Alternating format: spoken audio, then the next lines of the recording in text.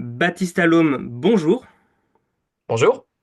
Alors Baptiste, je suis très content de t'accueillir sur la chaîne parce que tu partages plusieurs points d'accroche avec moi. Tu es toi aussi, alors tu as été travailleur humanitaire, tu es également pompier si je ne me trompe pas et tu fais également de C'est la ça. recherche dans le domaine de la psychologie, notamment du psychotrauma. Donc si je t'ai fait venir sur le podcast aujourd'hui, c'est parce que j'aimerais déjà que tu puisses nous présenter ton parcours, que tu puisses éventuellement nous éclairer tous les uns les autres sur toutes les différentes questions qu'on pourrait avoir sur ces différents sujets. Et je sais également que tu cherches des participants pour les études que tu mènes. Donc ce sera l'occasion aussi pour les auditeurs du podcast de éventuellement pouvoir contribuer à ces travaux-là. Donc on mettra le lien dans la description, mais on en reparlera de toute façon au fur et à mesure de la discussion. Alors Baptiste, si tu le veux bien, je te propose déjà de te présenter. Eh ben, très bien, merci beaucoup. Je suis Baptiste Allôme, je suis psychologue depuis 2014. J'ai fait mes études à Bordeaux pour la licence. J'ai fait une petite incursion à Rennes en Master 1 au sein du parcours victimologie et criminologie du Master de psychologie clinique à Rennes. Et ensuite, j'ai obtenu le titre de psychologue à l'université de Nancy, donc en 2014. Je suis pas parti dans l'humanitaire tout de suite. J'ai d'abord eu une activité en France, déjà très orientée trauma, comme étaient de toute façon mes études à la base. Euh, Puisque moi sur Rennes, j'étais quand même plus sur le côté victimo et que j'ai vraiment approfondi la question du trauma sur mon M1 et mon M2, mon Master 1 et mon Master 2. J'ai commencé dans une association socio-judiciaire en Charente-Maritime. J'ai également pris ma fonction de sapeur-pompier volontaire à ce moment-là, dès 2015. Le service départemental d'incendie et de secours de la Charente-Maritime m'a fait confiance. Voilà, ça fait plus de 10 ans maintenant que je suis sapeur-pompier volontaire là-bas. Et également en France, j'ai eu deux expériences significatives en protection de l'enfance, donc à la fois en foyer avec des petits en dessous de 10 ans, et ensuite en AEMO, donc en assistance éducative en milieu ouvert, c'est-à-dire des éducateurs qui passent dans les foyers, dans les familles, dans les domiciles, et qui essayent de rectifier, d'améliorer, de mener à la réflexion des parents, des enfants et des familles sur des problématiques qui peuvent être traumatiques, mais qui peuvent être aussi liées à l'attachement, liées à un système familial. Donc, sur cette expérience-là, j'ai aussi assez vite, dès 2016, je me suis intéressé à la thérapie EMDR, donc Eye Movement Desensitization and Reprocessing, qui, euh, qui était déjà en plein essor à l'époque et donc à laquelle je me suis formé. Je pense que c'est l'ensemble de ces expériences qui m'a mené ensuite vers la carrière humanitaire à laquelle je rêvais hein, depuis déjà bien longtemps, quasiment depuis le début, même pendant mes études en fait. Hein. Vraiment, il y avait cette envie d'ailleurs, cette envie d'aider au-delà des problématiques très franco-françaises que je connaissais déjà un petit peu. Euh, Moi, j'ai commencé en République centrafricaine, ma carrière d'humanitaire. C'est un peu un cliché. Ceux qui nous écoutent pourront peut-être se dire que c'est un cliché. On passe tous par la Centrafrique quand on commence, ou en tout cas, c'est quasiment un passage obligé pour tous Il y a les la humanitaires. Centrafrique et il y a Haïti. Centrafrique et Haïti. Eh ben moi, Haïti, il y avait plus tellement, il y avait moins, on va dire. Ouais. C'était moins le gros hub, mais effectivement, c'était Parce que vraiment c'est devenu de la plus en plus Centrafrique. violent. Mais c'est vrai que Ouais, voilà, il y a eu une génération d'humanitaires qui est beaucoup passée par Haïti en première mission. tout à fait, tout à fait. Euh, donc moi, j'ai passé 12 mois en République centrafricaine sur un poste de psychologue staff care. Il me semble que dans les UN, on parle aussi de welfare dans ces cas-là. C'est globalement, pour le dire d'une façon assez impropre, mais qui peut parler à tout le monde, c'est une sorte de psychologue du personnel, mais hyper spécialisé pour les travailleurs humanitaires. Et moi, dans mon cas, même tout particulièrement, on avait une division, les staffs internationaux, les salariés internationaux était prise en charge par ma collègue que je salue et à qui je rends vraiment à chaque fois un vibrant hommage. Le terme n'est peut-être pas le bon, mais un grand coucou toujours mêlé de gratitude et d'admiration. C'est Marianne Kedia qui Ouais, travaille chez Action contre la faim. que j'ai reçu sur le podcast. Ouais. Ouais, dans l'épisode qui Euh, s'appelle Santé mentale et travailleurs humanitaires, donc qui sera complémentaire à ton épisode. ouais, tout à fait. Elle porte ces projets-là et en fait, la prise en compte de la santé mentale des staffs, telle qu'elle est impulsée par Marianne Kedia, c'est les psychologues internationaux qui sont dans l'émission ne doivent pas, ou en tout cas, il est plus prudent en termes d'impact, de traumatisme vicariant. Je pense on aura à revenir sur la notion de traumatisme vicariant plus tard, mais c'est compliqué pour un expat de s'occuper de la santé mentale de ses collègues expats.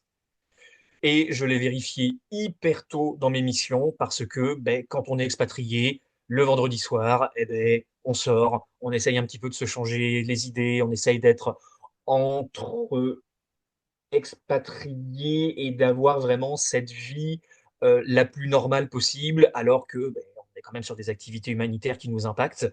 Et vraiment, Marianne était dans cette perspective qui est brillante et que tout le monde ne fait pas hein, dans la psychologie humanitaire, c'est pas forcément très répandu, mais on évite et on s'interdit entre expatriés, les psychologues expatriés ne s'occupent pas de leurs collègues expatriés. Ça, c'est le rôle du siège. Donc, c'est Marianne qui prend ça en charge. Et moi, j'avais, par contre, pratiquement, si je dis pas de bêtises, j'avais un peu moins de 1200 staffs nationaux sous la couverture de mes bons services, de mes bons loyaux services. Uniquement en Euh, RCA, ça m'étonne qu'il y ait autant de monde. Ouais, alors en Ah fait, oui. c'est parce que moi, j'étais sur une petite spécificité. J'étais le psychologue qui a été le premier à ouvrir ce poste, puisque il s'agissait d'un poste en consortium. Ah ok. Moi, j'étais sur quatre ONG différentes. Euh, J'étais chez Action contre la faim, qui pilotait le projet. J'étais chez Acted, chez les Danois de Danish Refugee Council, DRC, et les Norvégiens de Norwegian Refugee Council, NRC. Chacun mettant, pour des façons de manière très pragmatique et très bailleur, chaque ONG se mettait d'accord pour payer l'équivalent de 3 mois des besoins du psychologue et 3 fois 4, 3 mois fois 4 ONG, on était sur un contrat de 12 mois en consortium, donc avec un psychologue qui était autant disponible pour chacune de ces 4 ONG. Et de mon point de vue, ça a été un succès. J'ai adoré ce poste. Il était vraiment formidable. Et si je ne dis pas de bêtises, il est toujours en cours aujourd'hui, au jour où nous parlons. C'est une belle expérience que j'ai eu la chance d'inaugurer, sur laquelle on m'a fait la confiance de me positionner. Et donc c'était en quelle année ça, tu disais? Je suis arrivé en Centrafrique début août 2018 et je l'ai quitté en août 2019. Ok, super. Donc vraiment sur 12 mois. Ensuite, j'ai été rappelé directement pour m'occuper cette fois-ci de l'ouverture de la même mission en consortium. Euh, alors pour moi, en Centrafrique, le poste était déjà prêt. Il était vraiment sur un plateau d'argent. Je n'ai eu qu'à prendre le poste. Là, la deuxième mission était en République démocratique du Congo, où là, je devais, sur 3 mois, faire de la prospection et monter le même type de consortium avec des ONG présentes en République démocratique du Congo. La création de ce consortium a été nettement moins un succès. Euh, alors, sans doute et peut-être par un peu de mon action, de ma façon de faire, mais aussi et surtout parce que je suis arrivé au Congo en janvier 2020 et que à peine 6 à 7 semaines après mon arrivée, il y a une petite chose qui a impacté l'ensemble du monde qui s'appelle le Covid, qui a fait que en fait la quasi-totalité des ONG que j'avais démarchées et qui étaient hyper intéressées par le projet m'ont dit, Baptiste, on va devoir flécher nos fonds sur la réponse Covid.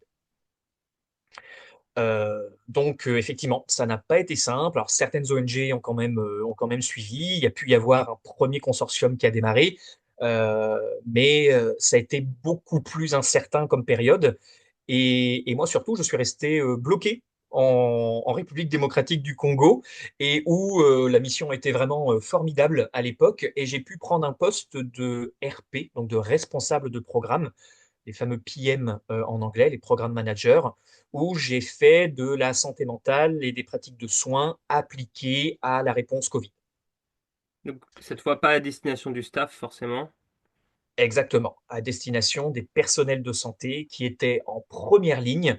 Je précise pour ceux qui connaissent la République démocratique du Congo que je n'étais pas à Goma, j'étais pas dans le gros hub humanitaire de Goma, j'étais bloqué à Kinshasa et qu'une partie de la réponse, il y a eu des fonds qui ont été fléchés sur Kinshasa, puisque Kinshasa, c'est pratiquement 15 millions d'habitants hein, sur vraiment toute la zone urbaine et qu'on s'attendait à, les prévisions étaient à peu près à 10% de contaminés, donc 1,5 million pour 10% des infectés qui étaient à risque de décès. Donc on était à plus de 150 000, non, qu'est-ce que je raconte beaucoup plus, 150, si, 150 150 000. 000 personnes qui étaient à risque très fort de décès. Donc on a eu cette réponse dans ce cadre-là. Ça, c'est pour la République démocratique du Congo. Ensuite, je suis parti pour le Burkina Faso. Je suis resté un peu moins longtemps sur le Burkina Faso. Je suis resté 5 mois là-bas. J'ai quand même eu la chance de me déplacer très rapidement dans le nord, à Dori, qui est une zone quand même un peu plus brûlante que Ouagadougou, qui est la capitale du pays et qui est un peu préservée, qui est une espèce de bulle hein, vraiment dans le pays. Euh, donc là également, sur une mission de psychologue staff care, de soutien aux équipes nationales, euh, avec des équipes burkinabées qui étaient vraiment très partie prenante, très intéressées. Le Burkina a été une vraie expérience humaine très intéressante, comme toutes mes missions, mais avec un parti pris des équipes là-bas et une vraie... c'est peut-être la seule mission où les gens comprenaient avant même de venir en formation pour comprendre ce que c'était que le stress, le trauma, comment mieux gérer ses réactions.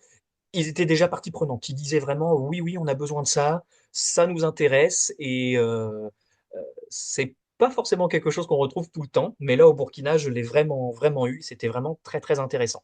Et tu saurais expliquer pourquoi? Est-ce que c'est la temporalité, le fait que la santé mentale soit de plus en plus pris en compte aussi? Est-ce que c'est culturel? Est-ce que c'était le contexte dans lequel tu intervenais?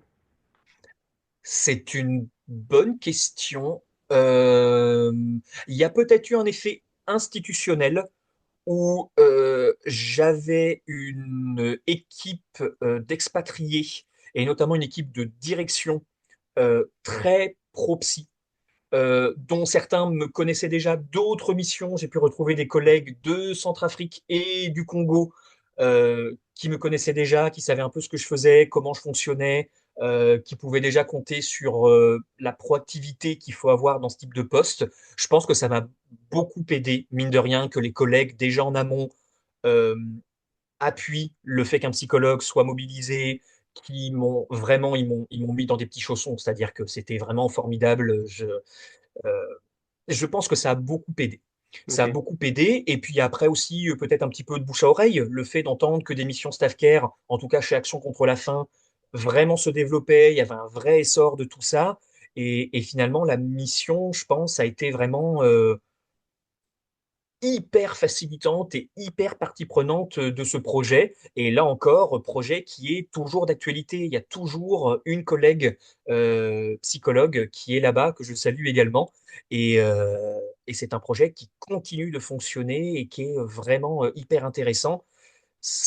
Je saurais pas t'en dire forcément plus, mais en tout cas, il y a vraiment eu ce mouvement comme un seul homme de cette mission qui m'a mis dans d'excellentes dispositions, dans des dispositions quasiment idéales pour faire ce que j'avais à faire là-bas.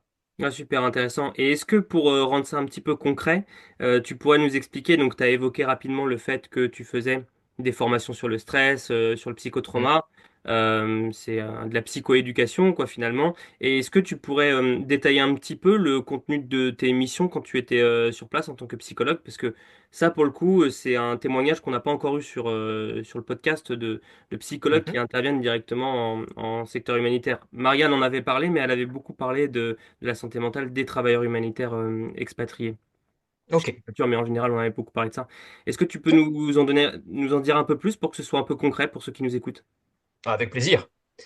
Euh, le rôle du staff care, il se décline en trois grands types de missions. Il y a une première mission de formation ou de psychoéducation, comme tu le disais.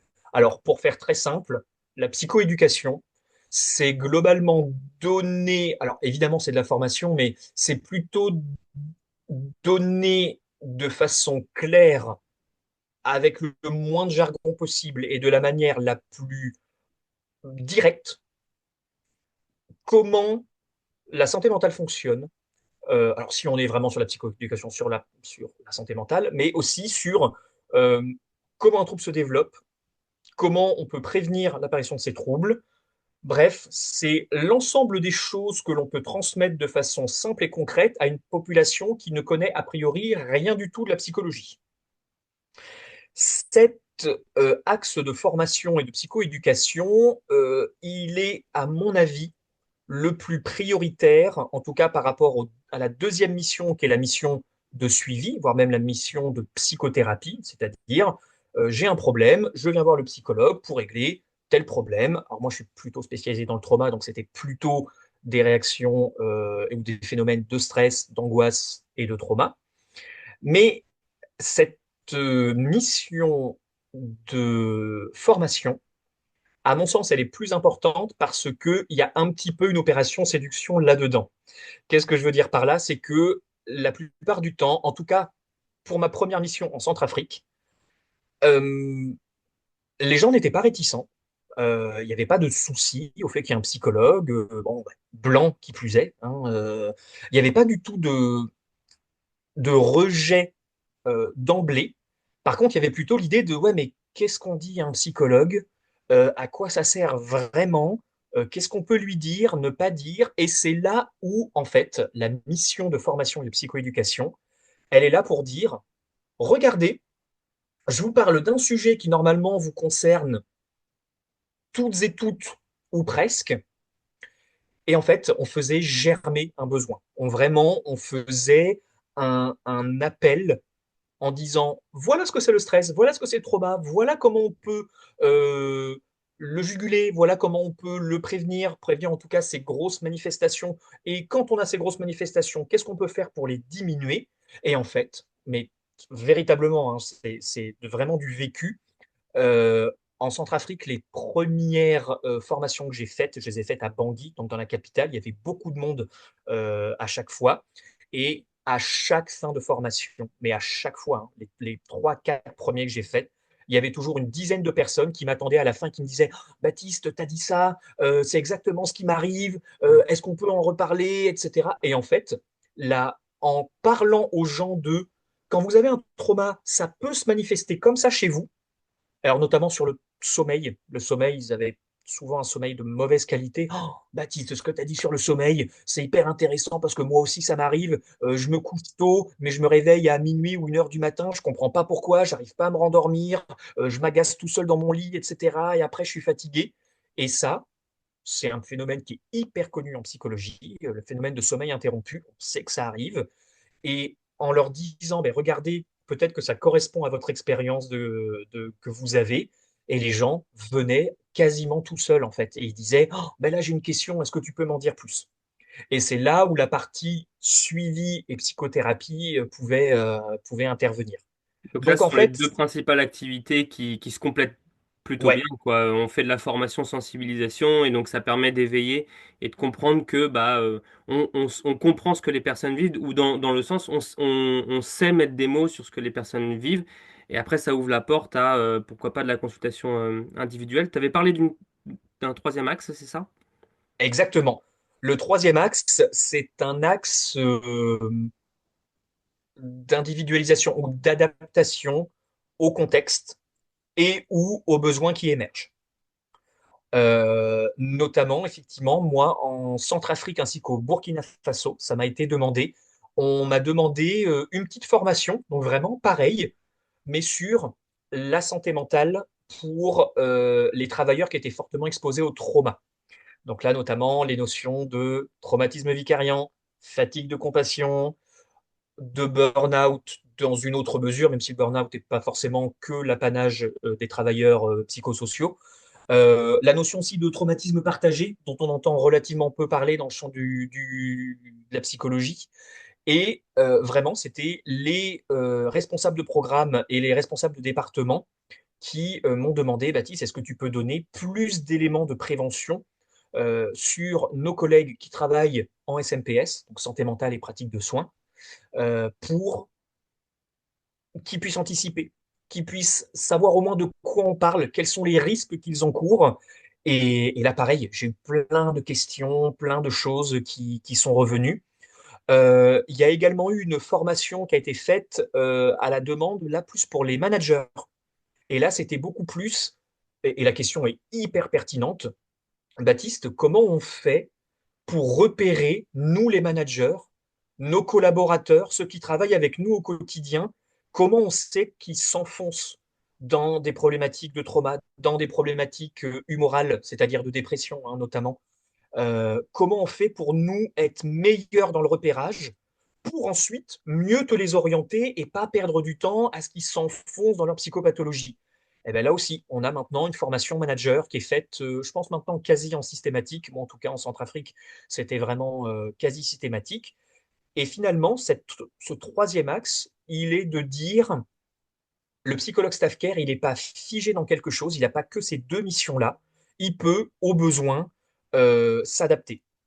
Moi, notamment, j'ai une de mes collègues qui a pris ma suite en Centrafrique, qui s'appelle Mélodie Safiedine. Là aussi, je la salue. Elle a fait des ateliers pour les enfants. Elle avait beaucoup de parents qui travaillaient chez Action contre la faim, qui disaient ah, vraiment, mon enfant, je sens qu'il y a vraiment des choses qui bougent en ce moment pour lui. Et du coup, il y avait de la demande. Elle a fait plusieurs petits ateliers, surtout qui passaient par le dessin, et où elle a pu effectivement expliquer, apaiser un petit peu certains enfants. Et c'est vraiment l'adaptation aux besoins qu'ont nos salariés nationaux. Notre priorité, c'est les salariés nationaux. On est là pour eux. Donc après, sur ce troisième axe, ben, le ciel est la limite. Finalement, n'importe quel besoin qui est sur lequel on peut agir, eh ben, c'est parti, on se lance là-dedans. Il y a une mission auquel je m'attendais que j'ai pas bien formulé ma phrase, mais c'est pas grave. Il y a une mission que je m'attendais que tu évoques, c'était celle de pouvoir intervenir lorsqu'il y a un incident critique, de pouvoir intervenir sur débriefing, diffusing, etc. Est-ce que ça faisait partie un petit peu de ce troisième axe d'intervention en cas d'incident grave, par exemple? Tu as parfaitement raison, Bertrand. Je ne l'ai pas du tout évoqué. Alors même si effectivement la réflexion, oui. Alors c'est pas une activité qui est quotidienne. Oui, heureusement. Euh, ouais. Euh, Alors, cela étant dit, je me souviens de 2 à 3 semaines au Congo où la région de l'Ituri était particulièrement mouvementée. Donc là, effectivement, j'avais des appels à passer. Cela dit, en Centrafrique, oui, il y a aussi eu des événements comme ça. Donc effectivement, il y a aussi un rôle que j'appellerais de psychologie d'urgence où alors finalement, ça touche un petit peu de ces trois axes, effectivement, mais on pourrait en faire une quatrième mission, c'est vrai.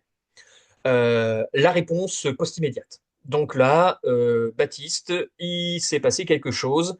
Euh, Ce qui a été peut-être le plus marquant pour moi, ça se passait à Alindao, quand j'étais en République centrafricaine. On est le 15 novembre 2018 et on m'apprend que un des gros camps de réfugiés, je crois qu'il y avait 15 ou 20 000 personnes dans ce camp-là, et un groupe rebelle crame le camp.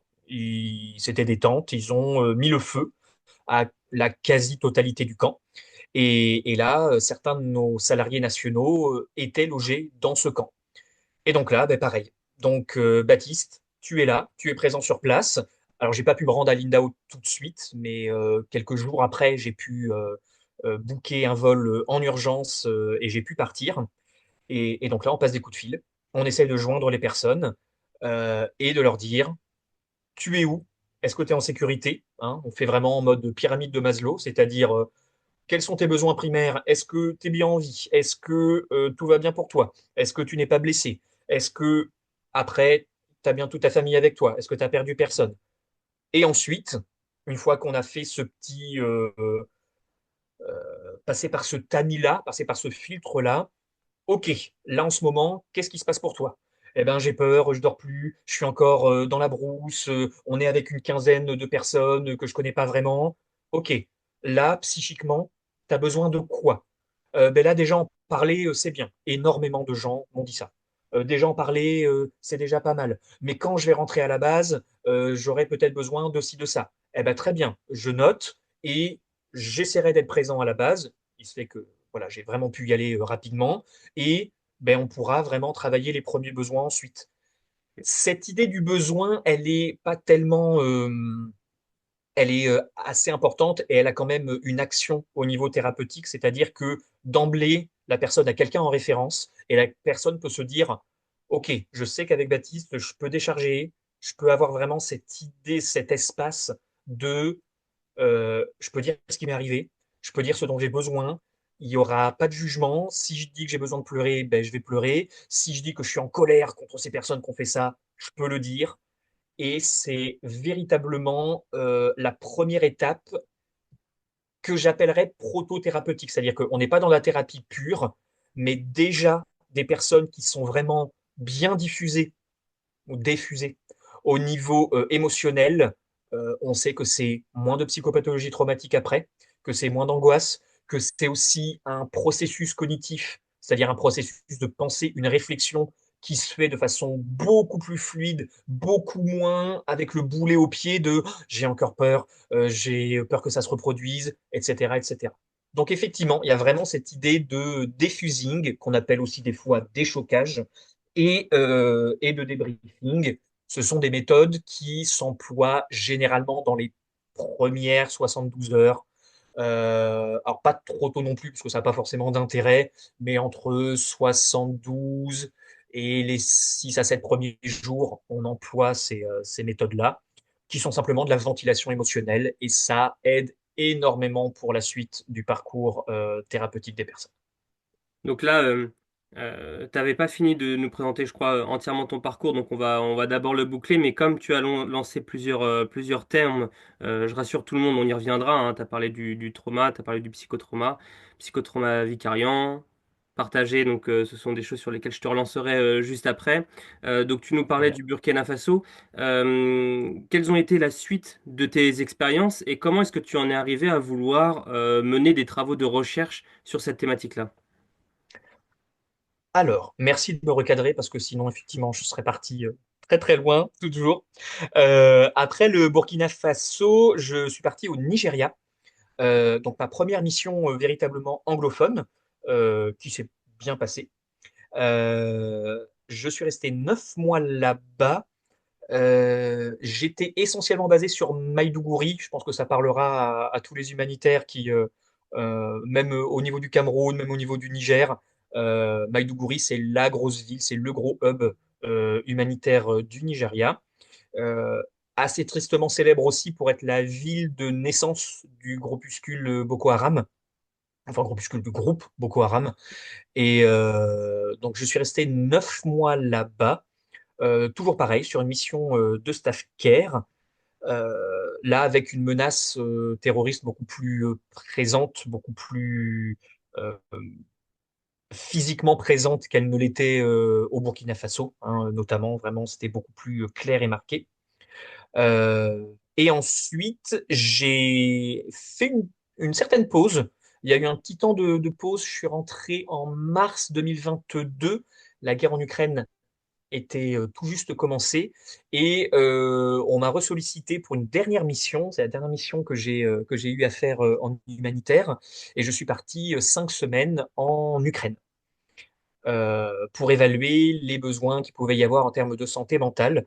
L'Ukraine, ça a été vraiment particulier parce que on est quand même dans un pays d'Europe, donc très différent des quatre pays africains que j'avais pu connaître, et surtout avec ben, des compétences psy, mine de rien. On a des facs de psycho, on a des psychologues qui sont là-bas, qui ont une formation qui est tout à fait acceptable, avec plein d'options thérapeutiques différentes, beaucoup de gestalt thérapeutes notamment. C'est une espèce de thérapie qui est assez intéressante et que, en tout cas, moi j'aime beaucoup, qui est très très très très adaptée dans les contextes de guerre notamment. Ça peut vraiment s'appliquer. Et donc là, l'idée était beaucoup plus de demander aux personnes sur place de quoi vous avez besoin, comment on peut vous aider, comment on peut vous aider à bien tenir, avec quand même la perspective d'un conflit qui s'annonçait long déjà dès le début de la guerre, hein. La guerre a commencé, si je dis pas de bêtises, en février 2022. J'ai commencé, moi, en août de la même année, et on était déjà, enfin, tout le monde au siège et tous les spécialistes de la Sécu et du contexte géopolitique nous avaient briefé en disant ne vous attendez pas à ce que la guerre s'arrête miraculeusement en 2022 ou en 2023. Et pour preuve, on est maintenant en 2025 et ça se poursuit même maintenant. Euh, donc ça, c'est un petit peu pour le parcours et je vais jumper sur ta question sur la recherche. Euh, Moi, ça fait 10 ans maintenant que je suis psychologue clinicien, donc que je suis sur le terrain.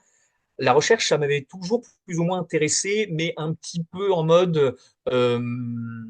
un peu en mode fascination lointaine, parce que, alors pour les vieux qui comprendront cette référence, moi j'ai fait un bac littéraire. Maintenant, il n'y a plus de bac. Mais moi, j'étais vraiment bac littéraire parce que on nous avait dit en seconde que en terminale, il y aurait plus de maths.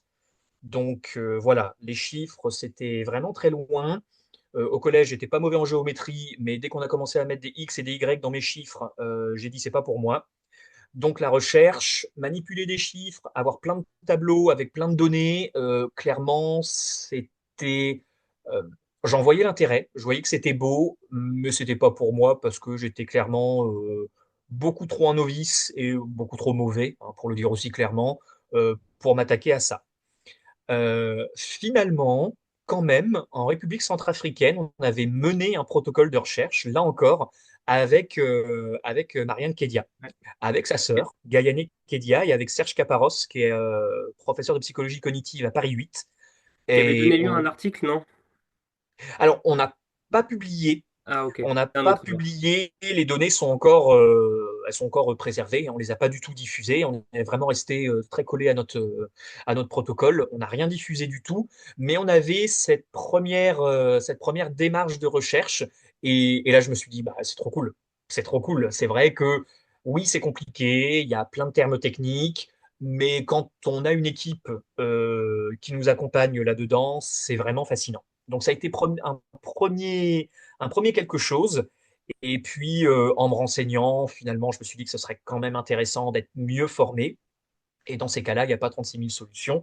Je me suis lancé dans un doctorat en psychologie sur la question des primo-intervenants, ce qu'on appelle les primo-intervenants, c'est-à-dire les personnes, les catégories de métiers qui sont le plus directement au contact d'événements difficiles sur lesquels il faut une réaction. Pensez aux pompiers, pensez aux militaires, aux gendarmes, aux policiers, aux humanitaires, évidemment, mais ça peut être aussi aux soignants, de manière générale, infirmiers, médecins, brancardiers, les équipes du SAMU, évidemment, toutes les équipes d'urgence. Euh, et donc finalement, la question que je me suis posée, puisque j'ai été humanitaire donc, pendant un peu moins de 5 ans, et sapeur-pompier volontaire pendant plus de 10 ans là maintenant. Ma question de recherche, ça a vraiment été comment c'est possible que des pompiers ou des humanitaires ou tout primo intervenant, par définition, leur boulot, c'est difficile, c'est du trauma, c'est des personnes qui vont bien, c'est même aussi des fois des morts, c'est des personnes en souffrance, et comment c'est possible que ces personnes-là aiment autant leur métier, et même comment c'est possible qu'elles arrivent à contrecarrer les effets difficiles inhérents à leur métier et même comment certaines personnes arrivent à même s'y épanouir, à se dire ce boulot, c'est ma passion, je pourrais donner ma vie pour ce job, même s'il est dur.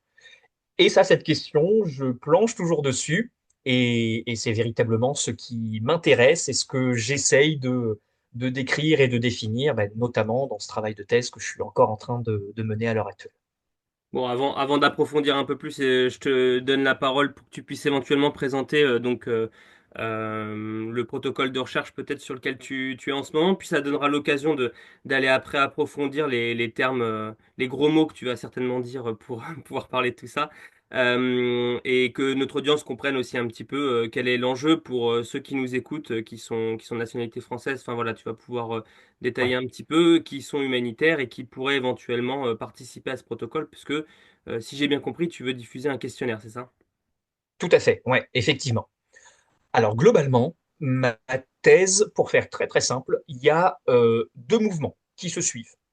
Il y a un premier mouvement de il faut qu'on entende les gens concernés, donc les primo-intervenants. Moi, je me suis vraiment focalisé sur une population d'humanitaires et une population de sapeurs-pompiers.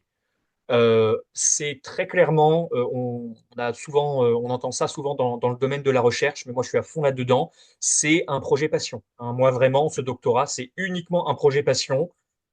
J'adore le trauma. Ça peut paraître un peu bizarre de le dire, mais j'adore le trauma, j'adore cette problématique-là. Je suis sapeur-pompier, je trouve que ces gens-là, de donner de leur temps, de donner de leur énergie, de s'épuiser, même des fois, pour rendre service à la communauté, je trouve ça dingo. Mais même alors que ça fait 10 ans, moi, je suis que psychologue pour les pompiers, hein. J'ai pas du tout le même vécu que des gens qui sont levés au bip, des fois plusieurs fois par nuit, qui donnent de leur temps, qui à côté ont leur famille, ont leur métier, etc. Mais pareil pour les pros, hein. Les pros, les sapeurs-pompiers professionnels, c'est vraiment la même abnégation. Et j'ai toujours de l'admiration pour ces hommes et ces femmes-là. Et les humanitaires, c'est la même chose, sauf que eux, non seulement ils ont cette espèce de sacerdoce de dire on va aider les populations les plus démunies, et en plus, pour faire ça, contrairement à des pompiers qui rentrent le soir, ils ont leur famille, ils ont leur cercle, ils ont quand même leur foyer, leur maison, leurs attaches, leurs petites habitudes. Eh ben, les travailleurs humanitaires, eux, ils font la même chose, mais dans des pays, des fois, quasiment à l'autre bout de la terre, pas de famille, pas d'amis, pas de familiarité avec l'environnement, même des fois le climat, même des fois euh, des choses basiques pour un petit Européen comme je suis ou comme certains le sont. Je trouve ça dingue d'avoir cette abnégation et cette volonté de partir et d'être autant dans l'aide que ça. Et donc, effectivement, il y a vraiment ce projet passion dans lequel je me retrouve très modestement, parce qu'encore une fois, je suis sapeur-pompier, mais psychologue, donc pas tout à fait comme un vrai sapeur-pompier. Et j'ai été travailleur humanitaire, mais psychologue, donc pas du tout dans la log, pas du tout dans le programmatique, ou très très peu. Donc, euh, cette passion, ce projet passion, il est vraiment pour ce que j'ai pu y vivre, mais aussi pour toutes ces personnes qui ben, font un boulot juste incroyable, quoi, juste magnifique. Donc c'est vraiment, ça a été vraiment un alignement des planètes. Et donc j'ai véritablement orienté mon sujet là-dessus. Et mes directeurs de thèse, puisque j'ai la chance d'être encadré par deux personnes brillantes, donc Damien Fouque à l'Université de Paris 8 et Nelly Goutaudier à l'Université de Poitiers. Et les deux m'ont dit, ben, Banco, vas-y, t'as l'air parti, donc vas-y, continue comme ça. Et c'est vraiment top.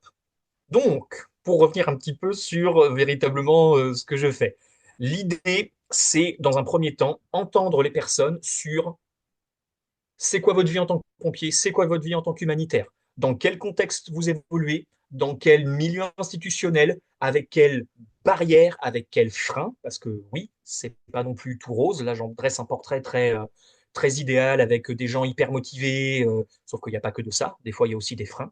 Chez les pompiers comme chez les humanitaires, il y a des trucs qui sont particulièrement relous dans les deux milieux. Et ensuite, la question que je leur ai posée, c'est vraiment qu'est-ce qui est dur pour vous? Et surtout, quand vous avez des trucs durs qui vous arrivent, à la fois en tant que pompier, mais aussi en tant qu'humanitaire, hein, les uns et les autres, ben, comment vous tenez bon finalement? Et vraiment, la question était lâchée comme ça, mais qu'est-ce qui fait que vous arrivez à tenir bon dans des fois un contexte où rien n'est là pour vous arranger, quoi, ou même tout est là pour vous empêcher de faire le boulot correctement. Et là, il y a plein de réponses qui sont venues.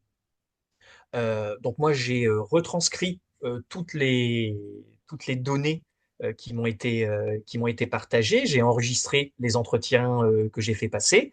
J'avais 37 heures d'entretien Ah, ouais. que j'ai repris à la main, et voilà, qui font partie d'un corpus d'analyse. Et finalement, on a mis ça dans une grosse machine, dans un logiciel qui s'appelle Eramutech, et qui a dit, ben voilà, en termes d'analyse sémantique, on a tel facteur, tel facteur, tel facteur. Et donc moi, en tant que chercheur, euh, bien calé dans les processus de recherche, eh ben, je me suis dit, ben voilà, sur ces classes-là, sur ces facteurs que nous donne une machine, donc de façon hyper objective, ben voilà ce qu'on peut dire des 30 entretiens que j'ai pu avoir avec des sapeurs-pompiers et des humanitaires.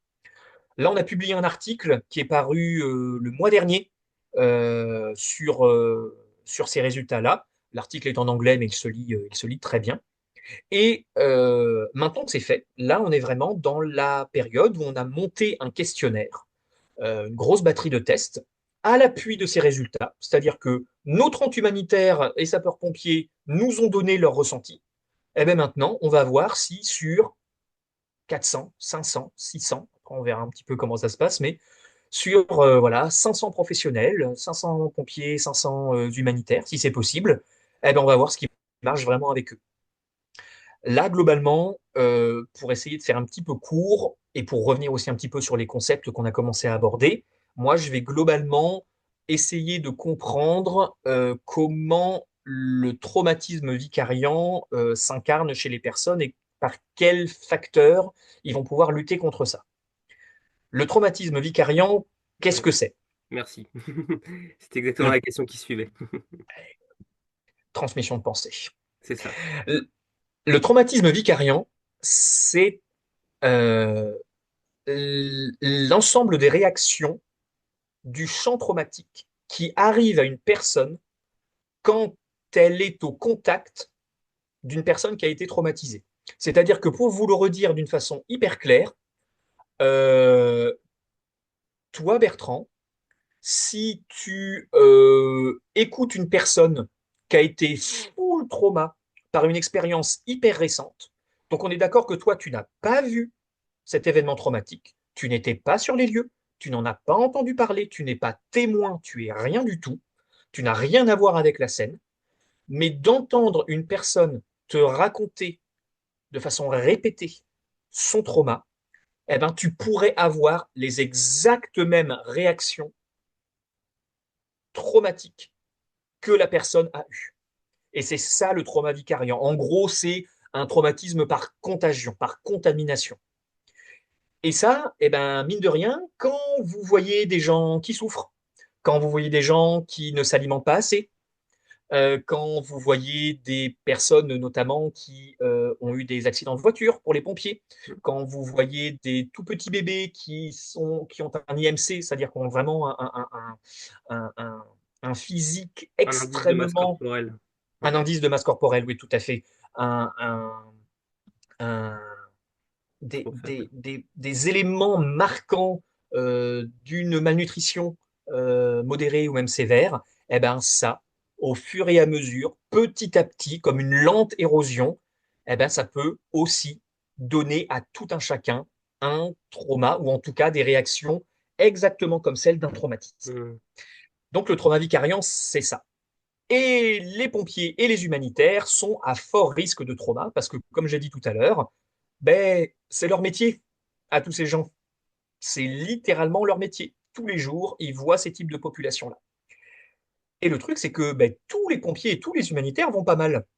Il y en a, oui, et c'est important de les prendre en charge, mais ceux qui vont plus ou moins bien, ceux qui arrivent à persévérer dans ce métier-là, eh ben, comment ça marche? C'est ça que j'essaye de comprendre. Ok, super intéressant. Et juste, vu que tu viens de donner la définition du traumatisme vicariant, tout à l'heure tu parlais du traumatisme partagé, en précisant que c'était pas forcément quelque chose qui était beaucoup discuté ou qui était Ouais. voilà, beaucoup évoqué. Qu'est-ce que tu peux nous en dire? Comment on le définit, ce traumatisme partagé? Alors, le traumatisme partagé, c'est une catégorie très particulière puisque, alors des fois on parle de réalité traumatique partagée. Ça, c'est notamment l'équipe israélienne. Il y a vraiment deux pôles sur le trauma partagé. Je ne vais pas aller trop loin dans le détail, mais il y a une équipe américaine qui parle vraiment de shared traumatism. Et il y a une équipe plutôt israélienne qui a fait beaucoup de recherches qui parle de réalité traumatique partagée. C'est pas anodin que ce soit israélien, parce que c'est quand même une zone très fortement impactée par la guerre. Donc, l'idée du traumatisme partagé, c'est tout simplement de se dire que moi, en tant que primo-intervenant, ou en tant que psychologue, même tout simplement, donc ça vaut pour des pompiers, des humanitaires, etc., eh ben, le traumatisme partagé, c'est quand je vais devoir prendre en charge des personnes qui ont subi un trauma généralement collectif, dans lequel j'ai pu être moi aussi concerné en tant que personne privée, en tant qu'individu, pas en tant que professionnel. Un très bon exemple de tout ça, ce sont tous les pompiers de la brigade des sapeurs-pompiers de Paris qui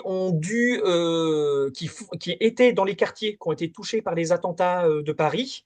Hmm. Donc, c'était vraiment leur voisinage, mais ils ont été bipés, ils ont été appelés pour prendre en charge ben, leurs voisins, les commerçants qui sont en bas de chez eux, qui sont dans leur rue. C'est ça un traumatisme partagé. Hmm. C'est véritablement ça. Pour moi, la Charente-Maritime, là où je suis sapeur-pompier, ben, c'est notamment des pompiers qui ont dû aller aider à vider des caves ou à déplacer des personnes quand j'ai oublié le nom de l'ouragan. Zut. On a eu un C'était pas gros Cynthia? phénomène de... Comment? C'était pas Cynthia? C'était Xintia, oui, tout à fait. Quand Xintia est arrivé début des années 2010, si je dis pas de bêtises, eh ben, il y a des pompiers qui ont eu des dégâts chez eux dans leur maison et ils ont quitté leur logement pour aller aider des personnes qui, Hmm. elles aussi, étaient victimes de l'ouragan Xintia. Donc, c'est exactement ça, un traumatisme partagé. Et là, ben, les humanitaires, ben, ils sont en plein dedans, un petit peu plus que les pompiers, parce que globalement, quand on apprend dans une base qu'on a un de nos chauffeurs ou même un de nos collègues qui a été kidnappé ou qui a été pris par des coupeurs de route, ben, ce collègue, on le connaissait tous. On a tous un contact avec ce collègue qu'on voyait le matin, qu'on voyait repartir le soir. Et bien là, on partage un trauma avec quelqu'un que l'on connaît, on est dans la même situation. Donc c'est ça le traumatisme partagé. J'ai l'impression qu'on n'en entend pas beaucoup parler alors que ça arrive à plein d'humanitaires, Hmm. énormément d'humanitaires. Ok, bah, très intéressant. Merci pour ces précisions. Et donc du coup, pour rester un petit peu sur ton champ de recherche, je sais que quand on doit réaliser une thèse, un travail de recherche quelconque, on doit faire un petit peu un état des lieux de la littérature. Qu'est-ce que tu peux nous dire aujourd'hui de ce que l'on sait de la question que tu traites, donc du psychotrauma chez les travailleurs humanitaires? Qu'est-ce que l'on sait aujourd'hui? Est-ce que, par exemple, les thématiques qui sont ressorties dans ta première recherche, est-ce que c'était quelque chose qui venait valider quelque chose qu'on savait déjà? Est-ce que c'est une découverte, entre guillemets? Est-ce que euh, fais-nous un petit peu le topo de ce que l'on sait aujourd'hui sur le trauma dans le secteur humanitaire. Ok. Alors, Pour donc les travailleurs effectivement, oui. humanitaires, pardon. Ouais. Donc effectivement, tu l'as très bien résumé. Il y a une partie de ce qu'on appelle la revue de la littérature. Donc il faut savoir qu'est-ce que nos collègues qui ont sorti des études précédemment ont déjà dit sur le sujet. On ne peut pas partir de n'importe où. C'est absolument pas scientifique comme façon de raisonner. Donc il faut partir de l'existant. Chez nos amis humanitaires, déjà le premier constat, en dehors même de ce qu'on sait, ben, c'est que des recherches sur les travailleurs humanitaires, il n'y en a pas beaucoup. Eu égard des problématiques psychologiques qu'il y a sur le terrain, eu égard du nombre de personnes que ça brasse, que ça représente, euh, il y a très peu d'études sur les humanitaires et j'irais même encore plus loin, il y a très peu d'études sur les salariés nationaux. Oui, et on a encore moins sur les salariés nationaux. Ouais. C'est exactement ça. Il y a déjà pas beaucoup d'études sur les humanitaires, mais il y en a d'autant moins chez les salariés nationaux. Alors que je rappelle que un expatrié, une fois qu'il a fini sa mission, il a fini sa mission. Il rentre chez lui, globalement, dans la majorité du temps, dans un pays généralement plus calme politiquement ou contextuellement ou géopolitiquement que l'endroit dans lequel il se trouve en mission. Sauf que les salariés nationaux, ils sont dans le pays. Ils vivent là où ils sont. Donc, ils n'ont pas du tout de coupure, ils n'ont pas de break, ils n'ont pas les fameux arénards qu'on peut avoir, les fameux congés qui sont attribués à tout expatrié. Donc, il y a vraiment un champ d'études, je pense, à avoir, mais même quasiment sur du long terme, hein. Moi, je serais hyper fan d'avoir un financement et de dire, allez hop, on prend tous les salariés nationaux de 3-4 ONG, donc ça fait un bon panel, et on les suit sur 10 ans. Et on les suit en termes de santé mentale et aussi de santé physique. Parce que là, pareil, combien moi j'ai eu d'humanitaires, ils disent, ah ben lui, un tel, ah ben oui, ben il est décédé, il avait un problème cardiaque, il avait 50 ans. 50 ans, mourir à 50 ans, nous, dans nos de pathologies cardiaques, c'est à mon avis, évidemment, qu'il y a dû y avoir un stress qui est prolongé, qui a dû altérer le myocarde, qui a dû altérer le muscle cardiaque. Bref, après, il y aurait énormément d'autres étiologies, et je ne suis pas médecin, mais à mon avis, il y aurait tout un tas d'études à monter pour les salariés nationaux. Ensuite, sur vraiment ce que l'on sait. Euh, Là aussi, malheureusement, la recherche générale, elle se base beaucoup sur ce qu'on appelle les processus pathogéniques. Qu'est-ce que ça veut dire? C'est que les chercheurs, globalement, s'intéressent à comment la maladie mentale s'incarne et comment elle se manifeste. Donc, on a des chiffres qui sont extrêmement concordants les uns avec les autres. Les travailleurs humanitaires sont à plus fort risque de trauma. Les travailleurs humanitaires sont à plus fort risque d'anxiété et les travailleurs humanitaires sont à plus fort risque de dépression. Donc ça, c'est Voilà. validé, c'est sûr. Alors, validé, je me dois de te dire que ça n'est validé que par un processus qu'on appelle la réplication. La réplication, dans le domaine de la recherche, c'est que tu as une première étude, on appelle ça une étude princeps, qui dit, communauté scientifique, chers scientifiques du monde entier, voilà, moi j'ai démontré que dans la population que j'avais, effectivement, les humanitaires étaient à risque de trauma, d'anxiété et de dépression. Là-dessus, il dit, attention, on reste scientifique, j'avais une population très précise, dans un pays très précis, et j'ai mesuré de telle manière. Mon étude, elle est bonne, mais il y a plein de choses qu'on n'a pas encore étudiées. Et donc, à vous les autres de faire en gros une meilleure étude que moi avec d'autres personnes, etc., etc. Et ça, c'est En vraiment suivant la même méthodologie. Ouais. exactement. Alors, la même ou quasiment la même, parce qu'il y a des fois des chercheurs qui vont ajouter un petit paramètre, etc., etc. Mais globalement, trauma, dépression, anxiété, c'est un triptyque quasi obligatoire dans ces milieux-là.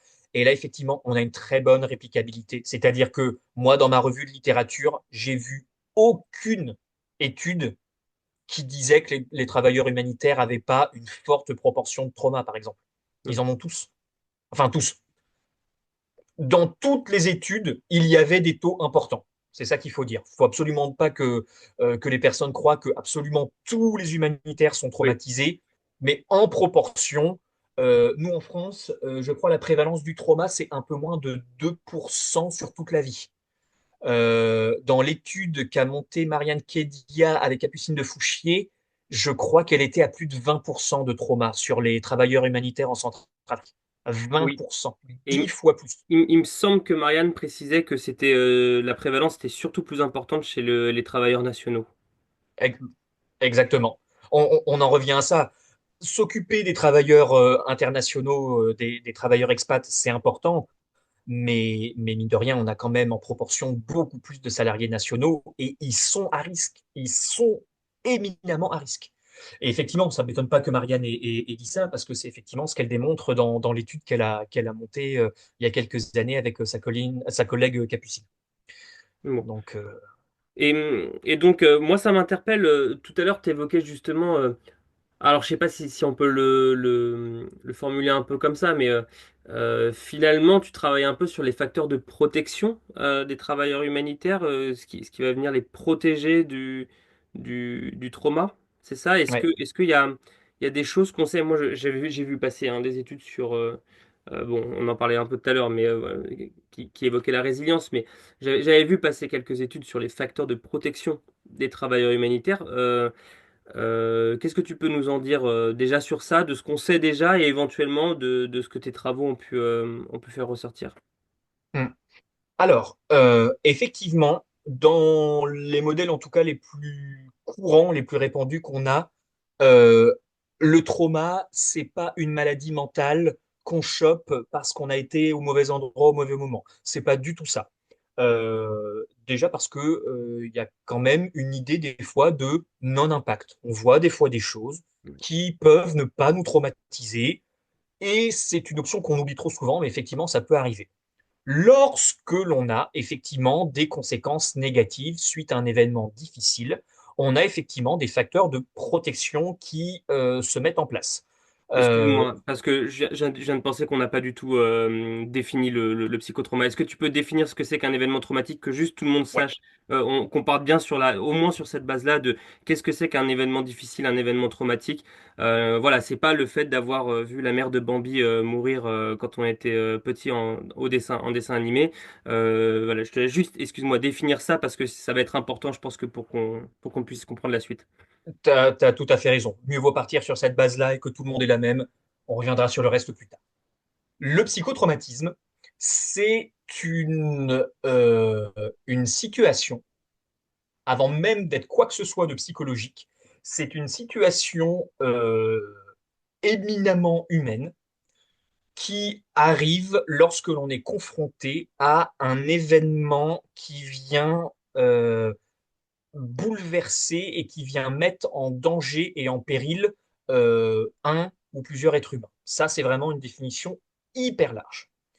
Globalement, lorsque l'intégrité physique ou psychique d'une personne est menacée, lorsqu'une personne risque de mourir, lorsqu'une personne est menacée et qu'elle ne sait pas si ces risques de survie sont bonnes ou suffisantes, il peut y avoir une réaction dite traumatique.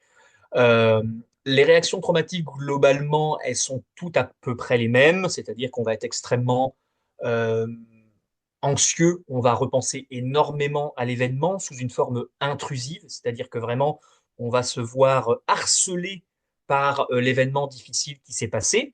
La personne va lutter activement pour essayer d'éviter de repenser à ça. Donc, il y a des phénomènes d'évitement pour éviter de trop être confronté à ça, parce que ben, plus j'y suis confronté, plus je suis mal. Donc, je vais essayer d'éviter d'être mal. Donc, je vais éviter d'y penser. On a aussi tout plein de symptômes. À une époque, on appelait ça neurovégétatif. Bon, maintenant, on dit plus de l'éveil et de la réactivité, mais c'est globalement, on va dormir mal. Ben oui, on est perturbé par l'événement qui nous harcèle. Donc, évidemment, on dort mal. On va avoir aussi des phénomènes qu'on appelle d'hypervigilance. C'est-à-dire que je vais avoir l'impression que l'événement pourrait se reproduire à tout moment. Donc, je vais être hyper sur mes gardes, tout le temps sur le qui-vive, comme s'il pourrait se repasser quelque chose de très très grave, alors même que je suis en sécurité objectivement.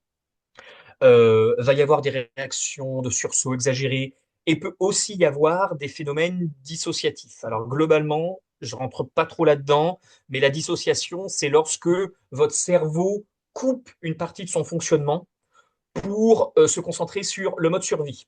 Ok, là il est en train de se passer un truc très très grave, il faut d'abord qu'on survive, donc on se met en mode focalisation sur une toute petite partie de la conscience, et c'est ça qui donne la dissociation. À la base, c'est un mécanisme neurologique, il est ni bon ni mauvais, mais à terme, si on reste bloqué dans cette dissociation-là, ben, effectivement, on ne fonctionne pas avec la totalité de notre champ de la conscience. Donc ça, c'est vraiment pour le trauma. Merci. Le trauma, ça peut arriver, je t'en prie, le trauma, ça peut arriver à n'importe quelle personne, mais ben, de façon un petit peu évidente, même si Dieu merci, on a des, comme on l'a dit, des prévalences importantes, ça arrive surtout aux personnes qui sont au contact avec des situations traumatisantes.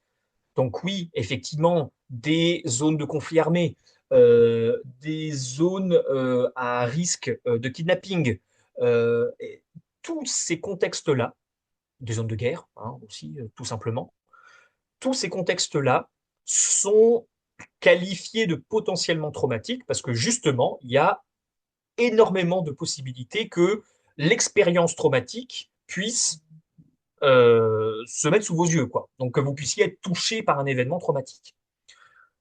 Dans ces cas-là, il ne s'agit pas simplement de dire oh, j'ai vu euh, euh, tout plein de collègues se faire kidnapper.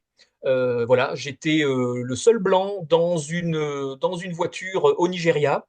Tout le reste était des personnes, des locales musulmanes et du coup elles ont été kidnappées et probablement tuées parce que elles ont pactisé avec, elles travaillent pour les mécréants et moi on m'a relâché parce que en gros je valais même pas la peine et que donc on m'a relâché parce que voilà j'avais aucune valeur et que voilà bon là je donne un exemple un petit peu comme ça mais là, je suis à risque de traumatisation et vu ce qui m'est arrivé, je vais développer des conséquences traumatiques. Sauf que dans ces cas-là, c'est pas simplement un processus d'inoculation, d'accord? C'est pas simplement ah ben je suis traumatisé et puis j'attends que les symptômes viennent. Non, il va y avoir tout un tas de facteurs qui sont censés être protecteurs ou en tout cas atténuateurs. On va plutôt dire ça comme ça. Il y en a énormément dans la littérature, mais pour rester dans le champ vraiment des humanitaires, il y a un certain nombre d'indices qui nous font croire que les... parmi les facteurs, la notion de la gestion des émotions va être quelque chose de particulièrement important. Le fait de se dire, de ventiler les émotions le plus rapidement possible. Ensuite, il y a la notion de soutien social, social support en anglais, avec aussi une notion qu'on appelle self-disclosure, c'est-à-dire de dévoilement de soi. Les chercheurs se sont rendus compte, avec réplication, que plus une personne arrive relativement vite à dire à quelqu'un d'autre, écoute, voilà, faut que je te parle parce que vraiment, il m'est arrivé ça la semaine dernière et ça va pas bien du tout. Je dors pas. J'ai l'impression qu'il y a tout qui change en moi, etc. Cette idée de se dévoiler à quelqu'un d'autre est un hyper bon prédictif pour des capacités de résilience, voire des capacités de croissance post-traumatique. Ça, on y reviendra aussi sans doute plus Ouais, tard. avec plaisir. Et, et dans le champ humanitaire, comme dans le champ pompier d'ailleurs, mais aussi dans le militaire, on suspecte, et c'est notamment ce que je vais faire au sein de ma thèse, on suspecte que l'esprit de corps, l'esprit de métier, les valeurs partagées par une corporation, corporation pas au sens négatif de Et je par suis une grosse boîte corporation, capitaliste, mais hein. Voilà, c'est vraiment au sens collaboratif du l'effet de terme. groupe, quoi, le, ouais. Exactement. Comme on En peut retrouver dans une psychologie, équipe de rugby, exactement. C'est-à-dire, globalement, on a des valeurs communes, on a un but commun, on se connaît, on connaît nos valeurs, on connaît nos réactions, on connaît nos mécanismes implicites. Ça, en psychologie sociale, ça porte un nom et ça s'appelle l'antitativité. Cette antitativité, c'est ce qui fait qu'un groupe est plus qu'un groupe. Un exemple hyper connu en psychologie sociale, c'est que vous prenez 10 humanitaires en mission et à côté de ça, vous prenez 10 personnes qui font la queue dans une boulangerie pour acheter leur baguette. Ces 10 personnes, pareil, sauf qu'il y a un groupe chez les humanitaires où l'antitativité va être hyper forte parce que on a un but commun. On collabore tous ensemble dans le même objectif. On partage les mêmes valeurs, alors notamment les principes humanitaires de manière générale, mais aussi un esprit d'ONG, hein, effectivement. Les gars de chez Médecins sans frontières, voilà, ont vraiment leur vision de l'humanitaire, ils s'y tiennent et c'est pour ça, ils sont corporate pour ces raisons-là, etc., etc. Alors que ces 10 personnes qui attendent, c'est pourtant un groupe, elles sont ensemble à un moment donné, ensemble, alors pour un temps moins important, mais en attendant, cet exemple très connu, très classique dans la psychologie sociale, c'est de dire que ces personnes qui font la queue dans une file d'attente pour avoir leur pain au chocolat, ça n'a pas ou très peu d'antitativité. Alors, il y a des petits malins qui se sont amusés à dire, oui, mais si jamais il y en a un dans la file d'attente qui fait un malaise, eh ben, tout le monde se regroupe et ça donne plus d'antitativité. Oui, bon, ok. C'est pour montrer que l'antitativité peut évoluer. Mais globalement, quand vous faites la queue à la boulangerie, vous n'êtes lié par quasiment aucun aspect avec les 9 autres personnes qui se trouvent dans la boulangerie à ce moment-là. Ce qui est complètement l'inverse pour des humanitaires. Parce que si mon collègue log, il fait pas partir ma demande à temps, moi, le responsable de programme, je peux pas faire mon programme dans 2 jours. Et si le Sécu, il m'a pas donné ma validation parce que je l'ai pas envoyé dans les bons temps, parce que les process sont ce qu'ils sont, eh ben, je peux pas me déplacer sur le terrain pour amener mon aide aux bénéficiaires. Et là, il y a vraiment cette idée de on dépend tous les uns des autres. C'est une notion d'interdépendance. Et comme on va dans le même but, on doit tous finalement marcher beaucoup plus comme un organisme fait de plusieurs personnes, de plusieurs composantes, que en tant qu'individu qui, moi, je veux mon pain au chocolat et s'il n'y en a plus qu'un, ben, je vais prendre le dernier, quoi. Là, il y a vraiment cette idée de absence d'antitativité versus forte antitativité. Voilà. Donc si je résume là, les quatre grands facteurs que tu as donnés, il y a la capacité à gérer ses émotions, la Ouais. capacité à pouvoir exprimer ce qu'on ressent. Je les trouve d'ailleurs un petit peu liés, mais je pense qu'il doit y avoir des nuances si tu les as impliqués comme ça. Et après, il y a Ouais. la notion de soutien social, le fait de sentir du soutien social et Ouais. le fait de se sentir appartenir à un groupe, à une institution. Voilà. Je les trouve tous un petit peu... il y a des passerelles finalement un petit peu entre chacun d'eux.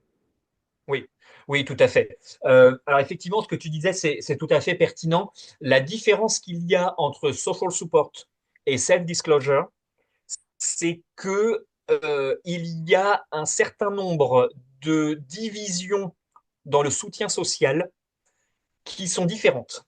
Alors notamment, en ce moment, un des gros champs de la recherche, c'est qu'on fait une distinction entre le soutien social perçu et le soutien social donné. Donc, une personne va vous dire, ah ouais, moi vraiment, ce collègue-là, j'y ai donné toute mon attention et vraiment, je me mets un 9 sur 10 en soutien social donné. Par contre, quand moi, j'ai été dans la merde, eh ben lui, il m'a pas du tout aidé. Donc, en soutien social reçu, je le mets à 2 sur 10 quoi. Et donc, on est en train de se demander s'il n'y a pas des différences dans l'appréciation du soutien social tel qu'il est donné ou tel qu'il est reçu. Donc c'est un petit peu ça la différence. Voilà, c'est une théorie qui est en train de percer un petit peu en ce moment. C'est peut-être un petit peu plus compliqué, un petit peu plus diffus, et c'est surtout que il y a des études qui montrent que oui, et il y a des études qui montrent que finalement non, c'est pas si déterminant que ça. Ok. Et du coup, sur la question fondamentale que tu te posais, à savoir pourquoi ces personnes-là, les primo-intervenants, donc là en l'occurrence, tu parles de la population de sapeurs-pompiers ou d'humanitaires, tu te posais un petit peu la question de dire qu'est-ce qui fait que ces personnes-là, ils vont et prennent même du plaisir à ça. Ça m'évoque une question un peu annexe et peut-être que tu as des réponses là-dessus. J'ai jamais eu pour l'instant de connaissances bien précises sur qu'est-ce qui motive les humanitaires à faire leur travail d'humanitaire. Est-ce qu'aujourd'hui la recherche a une réponse à apporter là-dessus? Peut-être que ça s'éloigne un petit peu de ton champ de recherche parce que c'est peut-être un petit peu trop sociologique ou psychosocial, mais j'imagine que tu t'es forcément posé la question à un moment donné. Est-ce qu'on on sait un petit peu ce qui crée cet engouement? Je vais te dire le fond de ma pensée.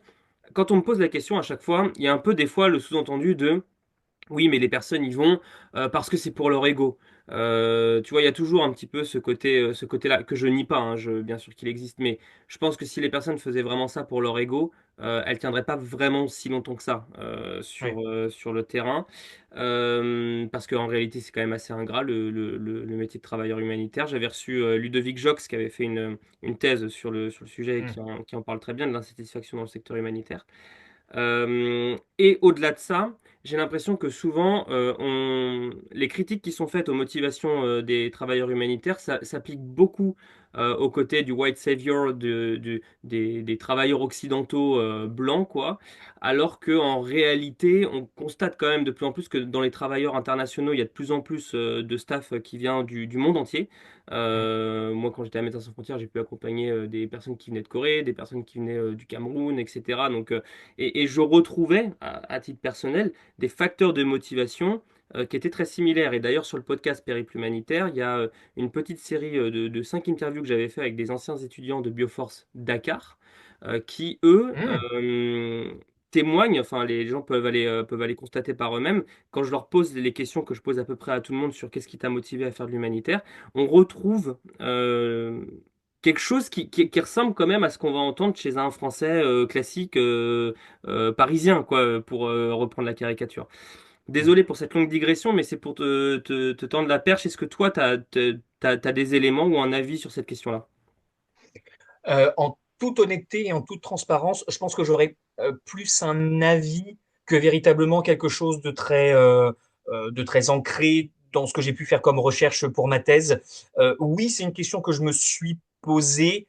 Euh, j'ai assez peu trouvé de réponse, en tout cas dans mon champ de la psychologie. Mm. Je suis sûr que ça existe. J'ai plutôt orienté mes recherches sur d'autres choses. Donc malheureusement, j'aurais pas de données un petit peu scientifiques, un petit peu objectivées par rapport à ça, mais plus un avis personnel ou en tout cas au gré de ce que moi j'ai pu vivre et des personnes que j'ai rencontrées dans ce champ-là. Moi, je suis entièrement d'accord avec toi. Le simple et basique narcissisme est beaucoup trop superficiel pour faire tenir une carrière de même ne serait-ce que 10 ans. 10 ans dans l'humanitaire, c'est long. Il y en Beaucoup. a qui ne le font pas. Et non, je pense que, ou alors il faudrait vraiment être un monstre d'égocentrisme et d'être vraiment, mais j'ai assez peu cette impression-là. Il y a effectivement un côté qui peut être plus renarcissisant pour certaines personnes qui, comme nous tous, ont certaines fragilités, certaines fêlures. Ça peut effectivement venir euh, combler, mais j'ai l'impression que non, les véritables narcissiques sont ailleurs, sont dans d'autres champs, il me semble. Euh, Par contre, effectivement, quand même, cette notion d'aide, cette notion quasiment humaniste de pouvoir aider l'autre, de pouvoir apporter sa pierre à l'édifice. Alors aussi, il faut s'en méfier, mais cette volonté de vouloir changer à son niveau le monde, certains peuvent s'y perdre. Il faut faire attention à ça, il faut être mesuré dans ses aspirations, surtout quand elles sont bonnes, mais peut-être un peu trop idéales parfois. Euh, et puis après, aussi, j'ai vu, mais alors peut-être plus parce que je suis un humanitaire relativement jeune, euh, et en comparaison peut-être des vrais vieux de la vieille, ceux qui ont fait le Rwanda, ceux qui ont été en Yougoslavie, enfin en ex-Yougoslavie, les humanitaires des premiers temps, j'ai l'impression aussi qu'il y a des personnes qui maintenant sont beaucoup plus pragmatiques et se disent, et comme moi, j'en fais partie, mais attends, j'ai une compétence qui est plus ou moins rare et j'ai envie de la mettre au service d'autres types de personnes, dans d'autres contextes, pour des personnes qui en ont plus besoin que des clients normaux à qui je pourrais avoir affaire. Alors là, je dis clients parce que je pense à tous ceux qui bossent dans les RH, Ouais. dans la finance, dans la log, donc logistique. Toutes ces fonctions support, clairement, à mon avis, ils gagneraient bien mieux dans des conditions bien meilleures et leurs évolutions de carrière seraient nettement autres si elles étaient dans des grandes boîtes privées.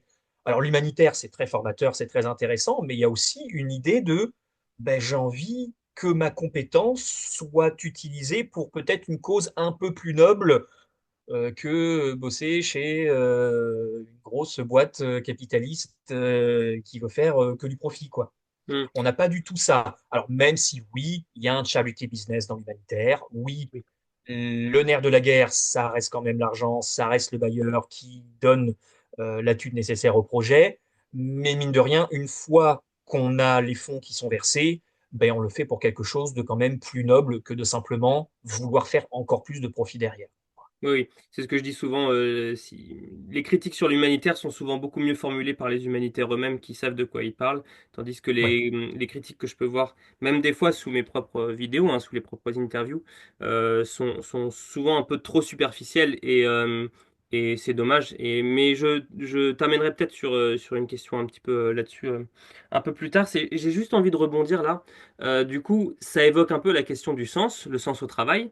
Est-ce que la question du sens de ce que l'on fait a un rôle à jouer, peut-être en tant que facteur de protection, lorsqu'on est soumis à un événement traumatique? Je m'explique. Lorsqu'on est soumis à un événement traumatique, quand on est témoin, victime, ou même acteur, des fois, je pense aux militaires par exemple, euh, la confrontation à la mort, réelle ou symbolique, euh, amène une déstabilisation, parfois même une perte de sens très Ouais. globale. Donc, est-ce que le fait de savoir pourquoi on le fait, de l'inscrire dans une notion, tu parlais beaucoup de dévouement au service public pour les pompiers, il y a un peu, je trouve, cette notion-là de l'humanitaire, une sorte de service public international, quoi. Est-ce que selon toi, c'est quelque chose qui peut avoir un effet protecteur pour les travailleurs humanitaires, la question du sens. Alors, de manière générale, la question du sens, oui, elle est vraiment très souvent mise en avant dans la question du traumatisme. Alors ça, c'est pas tellement moi qui le dis, hein, c'est un pionnier qui s'appelle Viktor Frankl qui en a parlé. Viktor Frankl, il était médecin Il a été autrichien. déporté.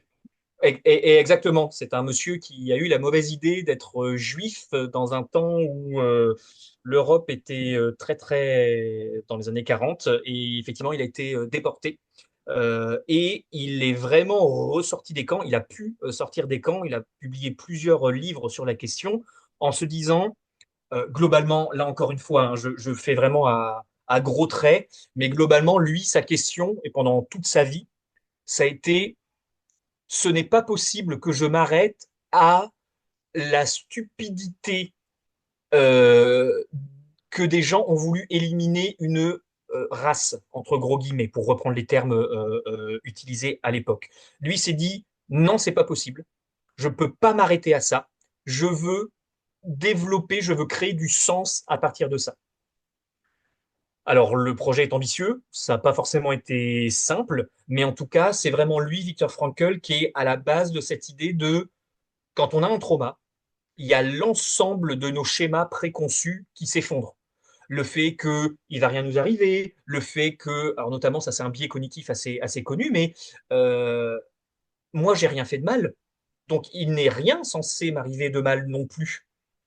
Hein, cette idée que il y a que les gens mauvais qui sont punis. Et moi, si j'ai pas de trauma, ben, c'est que voilà, j'ai rien fait. Donc c'est une logique qui s'entretient. Mais effectivement, ben, des fois, quand on a des traumas, c'est pas forcément qu'on l'a cherché. Ça n'a pas du tout lié à la bonté de la personne. Et ça, effectivement, c'est très difficile de remettre du sens là-dedans. Après, sur la question du facteur protecteur, globalement oui, mais il y a souvent un mais en psychologie, il ne faudrait pas non plus qu'il y ait un phénomène surcompensateur, c'est-à-dire que la personne, euh, j'ai eu mon trauma, mais je donne à l'autre et en gros je m'oublie et il peut y avoir ce contre-extrême, cet opposé diamétralement frontal. Et donc là, c'est quelque chose dont parfois il faut un petit peu avoir connaissance. Et je sais que les psychologues, notamment qui font du recrutement, sont très au fait de ça aussi. Il faut faire attention de créer du sens, mais de ne pas s'oublier dans cette recherche de sens. Hmm. Merci beaucoup pour ces réponses. Ça donne un petit peu un tour d'horizon là-dessus. Euh, Tu as évoqué tout à l'heure les thérapies, justement, qui pouvaient un petit peu permettre de traiter le trauma, sans faire la promotion de l'une ou l'autre, mais tu as précisé tout à l'heure que tu avais été formé à l'EMDR. Tu as parlé tout à l'heure, en évoquant l'Ukraine, de la Gestalt thérapie. Est-ce que tu as envie d'en dire un mot pour notre auditoire, parce que du coup, bah, on a forcément un peu ouvert la porte avec ce podcast-là sur la question du trauma. Peut-être qu'il y a des personnes aussi qui se sont retrouvées, même si on n'a pas plus détaillé que ça. Est-ce que tu aurais quelques mots à dire sur la façon dont on traite le trauma en général? Oui, bien sûr. Alors là, effectivement, c'est une excellente question qu'il faut absolument aborder. Et si je peux au moins avoir cette action-là auprès de peut-être ne serait-ce que même une personne qui serait dans le besoin en écoutant ce podcast, je pense que c'est complètement important et nécessaire.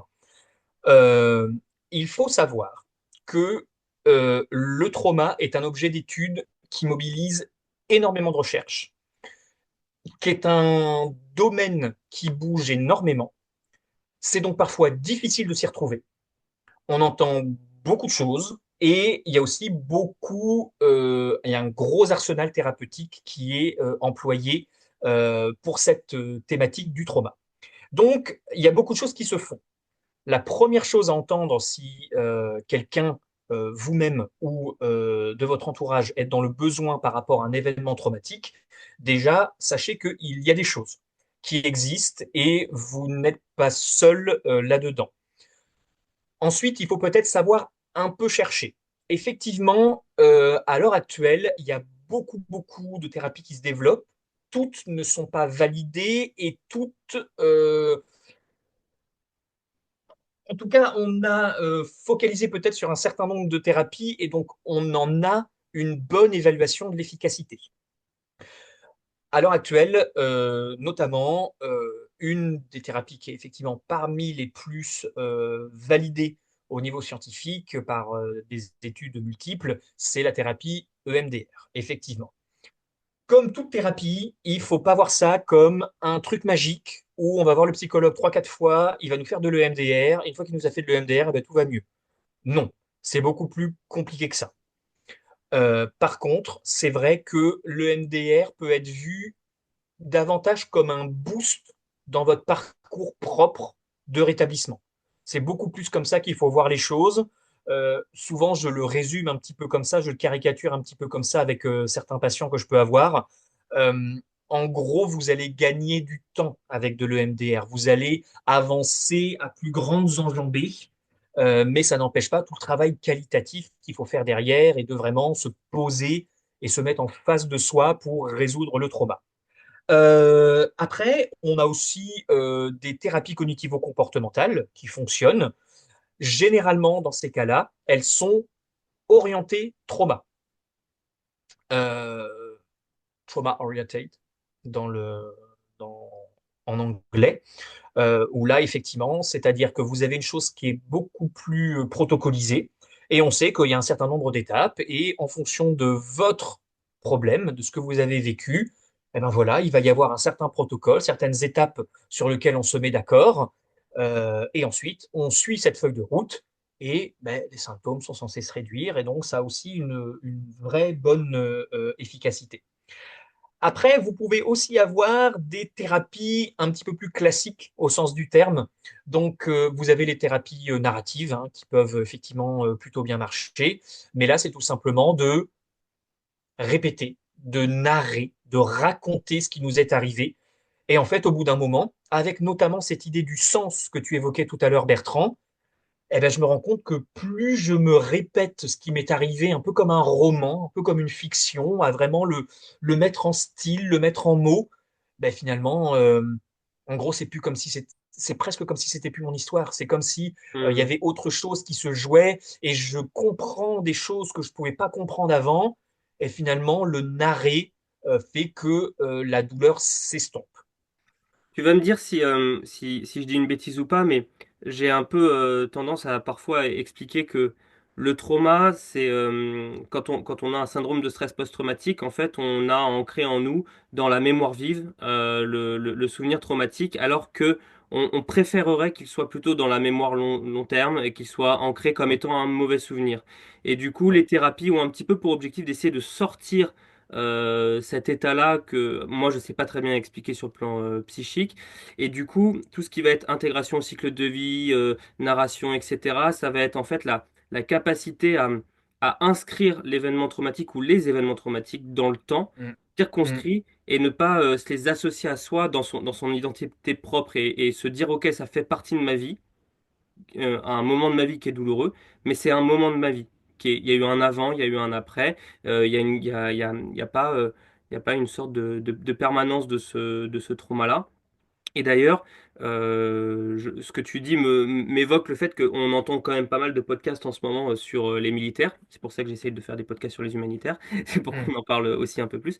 Mais où on entend beaucoup de personnes qui vont arriver et qui vont raconter leurs histoires. Et en fait, ils les racontent, comme tu dis, de façon très descriptive, très cadrée, très rodée. Et en fait, on sent que le discours est prêt. Il est prêt à être sorti pour être expliqué. Et les personnes le disent presque parfois avec une sorte de détachement qui peut être impressionnant. Il y a pas trop d'émotions, mais voilà. Donc je sais pas si ce que j'ai dit, tu trouves que c'est valide. Il y a sûrement des nuances à apporter.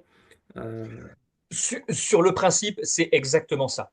C'est-à-dire que, alors c'est notamment une des distinctions qui se fait, je rentre pas là-dedans volontairement, ce serait trop compliqué, mais entre les traumas, on va dire simples, et les traumas complexes, où là vraiment toute l'identité, toutes les fondations structurelles de la personne vont être ébranlées, et c'est effectivement ça. Plus un trauma va être collé à votre identité et plus ça va vous perturber. Et donc, il faut pouvoir élaborer, processer et se dire finalement, ben, ça doit sortir de moi. Ça peut plus me harceler, ça peut plus m'obnubiler comme ça. Il faut que je mette ça à distance. Et donc, effectivement, il y a tous ces protocoles qui existent, qui sont valides. Dans ces cas-là également, je reviens vraiment sur la question précédente et je m'adresse peut-être plus aux personnes qui nous écoutent. Si jamais vous ne savez pas vers qui vous adresser, dans ces cas-là, essayez de vous renseigner auprès des sociétés savantes. Qu'est-ce que c'est une société savante? Ben, notamment pour EMDR. Vous savez pas chez qui aller, vous avez vu que votre voisin qui est aussi magnétiseur, énergéticien, qui vous demande de vous mettre en maillot de bain et de vous exposer 1 heure à la pleine lune, bref, des choses plus ou moins exotiques. Mais dans ces cas-là, vraiment, ne prenez pas de risques et vous allez sur le site de la Société Savante. Dans ces cas-là, c'est EMDR France ou EMDR Europe. C'est-à-dire que là, alors effectivement, c'est peut-être un peu rigide, mais vous n'avez que des thérapeutes qui sont sortis des écoles validées par cette institution et vous n'avez que des thérapeutes qui suivent les recommandations directes de ben, finalement l'organe tutélaire qui dit le MDR, c'est scientifique, ce n'est que ça. Par contre, effectivement, vous aurez aussi des personnes qui vont vous dire le MDR, ça ne peut être que ça. Le reste, je ne peux pas faire. Donc, vous êtes protégé, vous êtes couvert par des gens qui, s'il y a le moindre problème, elles vont se faire virer de l'annuaire ou de la société savante en question. Donc, allez plutôt vers les gros organismes qui structurent et qui encadrent et qui réglementent les pratiques thérapeutiques, mais parce que comme ça, vous êtes sûr de tomber sur des professionnels qui vont effectivement pas vous proposer des choses qui sont pas forcément validées scientifiquement et qui sont pas forcément toujours très bonnes non plus. Hmm. Et c'est pas forcément pour apporter la contradiction par principe, mais je sais que dans le podcast, il y a aussi pas mal de personnes qui écoutent et qui viennent du continent africain, par exemple, Afrique francophone. Euh, Il n'y a pas toujours des professionnels de santé qui sont bien identifiés là-bas. Mm. En fonction des pays dans lesquels on est, ou alors ça va être à la capitale, ou enfin voilà. Est-ce que tu sais s'il existe des alternatives, par exemple, des personnes qui vont pouvoir faire de la thérapie en visio ou ce genre de choses? Alors, il peut effectivement y avoir de la thérapie en visio, effectivement. Euh, Dans un monde idéal, j'aimerais que la psychologie staff care, telle que j'ai pu la pratiquer, mais telle qu'elle se pratique aussi ailleurs, hein, dans d'autres ONG, puisse s'étendre et qui est vraiment comme une hotline, c'est-à-dire la personne appelle, ça lui coûte rien, et finalement, ben, moi je suis travailleur humanitaire, et il m'est arrivé ça dans le cadre de mon travail en tant qu'humanitaire, ben, c'est normal que l'ONG puisse me prendre en charge à ce niveau-là. Dans ces cas-là, effectivement, n'hésitez pas à aller voir là aussi sur des thérapeutes qui sont donc certifiés par des sociétés savantes et qui font de la téléconsultation. Ça, effectivement, c'est tout à fait possible. Merci beaucoup. Je me rends pas compte de à quel point je prends sur ton temps ou pas. Tout va bien. Ok, super. Donc il y a encore plein de questions qui émergent en tiroir. Je voulais t'amener un petit peu, redécentrer par rapport à la thématique de la recherche, de la psycho, etc., Mhm. dont tu as parlé. Je profite du fait que tu as évoqué la dernière mission que tu as effectuée en Ukraine euh, pour, euh, pour te questionner justement sur ce que tu as pu observer là-bas en termes d'intervention humanitaire. C'est quelque chose dont on ne parle pas énormément, mais finalement, le théâtre d'opération humanitaire qu'est l'Ukraine a pas du tout été traité de façon hyper classique ou voilà, j'ai un autre intervenant sur le podcast qui l'avait évoqué aussi. Est-ce que toi, tu as un retour à faire sur ce qui s'est passé en humanitaire en termes d'intervention humanitaire, sachant que tu l'as bien expliqué tout à l'heure, il y avait des personnes sur place qui étaient déjà compétentes et en fait la façon d'intervenir était très différente de ce que tu avais pu connaître auparavant. Alors oui, effectivement, c'était très différent. On n'était pas du tout sur le même contexte, mais à quasiment tous les niveaux. Effectivement, c'était vraiment très, très particulier. Alors après, je reprécise auprès de toi et aussi de ceux qui nous écoutent que moi, je suis resté en tout et pour tout que 5 semaines en Ukraine, hein. Donc, j'étais essentiellement, la plupart du temps, j'étais à Dnipro. Donc, on est à quoi? 50 ou 60 kilomètres au nord de Zaporizhia. Donc là où il y avait la fameuse centrale nucléaire qui faisait tant débat à l'époque où moi j'y étais. Mm, Euh, donc voilà, j'étais surtout à l'est, mais j'étais pas sur la ligne de front directement, et je ne suis resté que 5 semaines. Pour autant, de ce que moi j'ai pu comprendre du contexte dans lequel j'ai vécu là-bas, euh, en gros, la réponse humanitaire ukrainienne telle qu'on me l'a dépeinte, c'était beaucoup quelque chose où, et en fait, c'est revenu très souvent, mais les gens me disaient, mais en fait, le peuple ukrainien était déjà dans une logique de résistance, ou en tout cas dans une logique de il faut que le pays continue, il faut qu'on poursuive, même avec ce qui s'est parlé, de ce qui s'est passé dans le sud avec Mariupol, etc. Les gens ont dit, allez, non, il faut qu'on continue. Donc, en gros, beaucoup de gens avec qui j'ai pu discuter là-bas m'ont dit, ben, finalement, nous, en tant qu'humanitaires, on n'est pas venu avec tous nos process et on n'a pas installé des bases, etc. Parce que il y a plein de gens en Ukraine qui ont déjà monté des actions. Je pense notamment à certaines personnes qui m'ont dit que bah, il y avait un patron d'usine qui avait arrêté sa production, mais qui s'était mis sur autre chose de plus important, de plus intéressant pour la population locale là-bas. Donc en gros, l'humanitaire en Ukraine tel que moi je l'ai vu en 2022, c'était beaucoup plus, OK, on a des fonds, on a une compétence en urgence dans le milieu humanitaire, vous avez déjà des bras, de la volonté et vous avez déjà des infrastructures, en tout cas pas sur la ligne de front, mais à l'arrière, qui sont efficaces et qu'on peut exploiter. Il y avait beaucoup plus l'idée de comment on collabore, comment on peut mettre nos moyens à votre disposition pour vous continuer dans ce que vous êtes en train de faire. Donc ça, c'est vrai que c'était pas du tout le cas de ce que j'ai pu voir dans mes 4 pays africains précédemment, mais c'était vraiment hyper plaisant et je pense que ça a pu contribuer d'une certaine manière à la résilience d'une partie, moi, des équipes que j'ai pu voir. Ok, bon, très intéressant. Et bah du coup, je rebondis sur le terme de résilience. Est-ce que tu veux le mettre en perspective par rapport à la notion de trauma, justement? On Oui, en bien entend sûr. beaucoup parler. Est-ce que tu peux nous expliquer ce qu'on en dit? Est-ce que tu peux nous expliquer éventuellement les limites de ce concept? Oui. Alors, la résilience, effectivement, on en entend beaucoup parler, surtout en France, hein. C'est un terme qui est vraiment rentré dans le langage courant. Euh, un des premiers problèmes, je suis désolé de commencer par les problèmes, mais il faut quand même, pour que les auditeurs et les auditrices comprennent bien, la résilience a énormément de définitions et toutes ne disent pas la même chose. Dans une pensée très anglo-saxonne, alors que moi j'aime beaucoup parce qu'au moins c'est carré, encore une fois petit peu restrictif, mais au moins c'est carré. Dans le monde anglo-saxon, la résilience, ça définit la capacité à se remettre d'un traumatisme ou d'un fort stress. D'accord? C'est un rebond. En anglais, on dit bounce back. Donc vraiment, revenir à un état de fonctionnement à peu près équivalent de avant qu'on ait eu le traumatisme. D'accord? Euh, En France, on est un petit peu plus libre sur la définition et notamment on peut se dire que c'est autant arriver à bien se remettre que dépasser son état antérieur, vraiment avoir des bénéfices, avoir des gains grâce au traumatisme. Alors ça, moi je suis pas tout à fait d'accord avec ça, je suis vraiment plus pour une division entre la résilience, c'est se remettre vite et bien, ou plutôt vite et relativement bien, on va dire.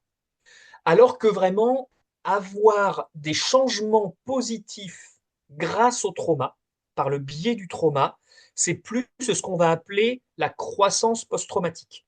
La croissance post-traumatique, c'est vraiment, il m'est arrivé quelque chose de très grave, j'ai été très mal pendant un long moment, mais maintenant, j'ai mis du sens sur ce qui m'est arrivé. J'ai pu redéfinir mes priorités dans la vie. J'ai pu renforcer mes relations sociales que j'avais avant. J'ai pu découvrir des choses sur moi, notamment sur ma propre force de caractère, de combativité. Et finalement, de combativité, pardon. Oui, c'est pas Et, grave. et finalement, je suis plus la même personne. Et pour le dire d'une façon un petit peu résumée, pour moi, la résilience, c'est une approche qui est adaptative, c'est-à-dire qu'il nous arrive quelque chose de grave et on s'adapte, on arrive à bien rebondir, alors que la croissance post-traumatique, c'est une approche transformative. Il s'est passé quelque chose, il y a quelque chose qui a été brisé en moi et que je réparais, que j'ai reconstruit, et donc ça m'amène à un autre niveau, ça a modifié une partie de mon être. Donc il me semble que la différence entre résilience et croissance post-traumatique, elle est vraiment importante, il faut vraiment la prendre en compte en psychologie. Ok, hyper intéressant. Merci beaucoup. Bah écoute, moi de mon côté, j'ai l'impression qu'on a déjà pas mal de contenu pour les personnes qui pouvaient se poser des questions sur ces différentes thématiques et sur ces différentes questions. Est-ce que toi, il y a des sujets ou des points que tu aurais aimé qu'on aborde? Est-ce que tu as envie de répondre aux questions que je ne t'ai pas posées?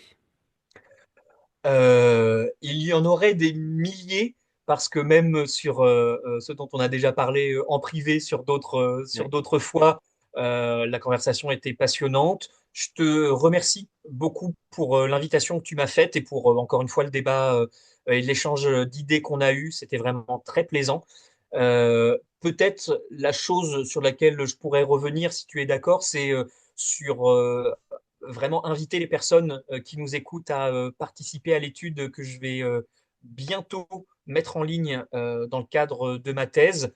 Plus il va y avoir de gens qui vont répondre dans le milieu humanitaire et plus on va pouvoir en savoir, plus on va pouvoir avoir des résultats solides en se disant bien que cette thèse, c'est qu'un point de départ. Comme je l'ai dit tout à l'heure, après, il y aura plein d'autres choses sur la santé mentale à connaître, à savoir, et aussi ben, des programmes, des mécanismes à adopter, des bonnes pratiques à avoir pour tout le milieu humanitaire. Et donc, vraiment, si vous écoutez cette émission et que vous avez la possibilité de répondre à l'étude, je vous en serai très reconnaissant pour le domaine de la recherche et également pour ma thèse. Bah, super, c'est le message important, je pense, à faire passer. Et j'en profite, bah, du coup, pour rebondir un peu sur la perche que tu m'as tendue. Mais c'est vrai que si je t'ai invité, c'est parce que j'ai été intéressé par les travaux que tu avais partagés sur les réseaux, que moi je connais pas très bien. Et je pense qu'il est important et utile de parler de cette question de la santé mentale chez les travailleurs humanitaires, Euh, J'en profite pour préciser que moi, ma position est aussi de considérer tout un tas d'autres champs dans la santé mentale, et notamment, c'était l'objet de l'échange qu'on avait eu sur justement le burn-out, les facteurs de stress de façon plus Oui, générale au travail, et de pas oui. simplement réduire le mal-être des travailleurs humanitaires au trauma, parce que finalement, comme tu l'as dit, la prévalence, c'est pas 100% des humanitaires qui sont Mm, mm. exposés à des événements traumatiques. Finalement, la prévalence du burn-out, elle est sûrement beaucoup plus importante, et donc les facteurs de stress au travail sont pas du tout à négliger. C'était pas l'objet de ce podcast-là. En tout cas, moi, je souhaitais pas forcément qu'on en discute pendant des heures, mais je trouve ça important que, de façon générale, on puisse s'intéresser à ces questions-là, et que des personnes comme toi qui font de la recherche sur ce domaine-là, la recherche sera toujours très précise sur un sujet et un concept très particulier, sur un instant T, une population donnée. Donc, c'est comme ça qu'avance la recherche, et c'est utile de donner de l'aide et des coups de main où que ce soit. Donc, n'hésitez pas à y contribuer. Merci beaucoup. Voilà. Et ben écoute, je sais pas si tu as envie de rebondir sur d'autres choses. Je te laisse la parole pour le mot de la fin. Eh bien, te remercier à nouveau et encore une fois, inciter les personnes à remplir la petite étude qui sera en description. Et encore une fois, oui, un grand merci pour cet échange. Bah super, et puis allez-y, allez sur l'étude. De toute façon, si vous correspondez pas aux critères de l'étude, vous le saurez très vite. Donc allez-y, il vaut mieux trop que pas assez. Et puis de toute façon, Baptiste sera réinvité lorsque il y aura éventuellement des nouveautés ou des apports sur ces travaux de recherche. Donc ça vous permettra de suivre un petit peu aussi en continu toutes ces avancées-là. Merci beaucoup, Baptiste, d'être venu. Merci beaucoup, Bertrand.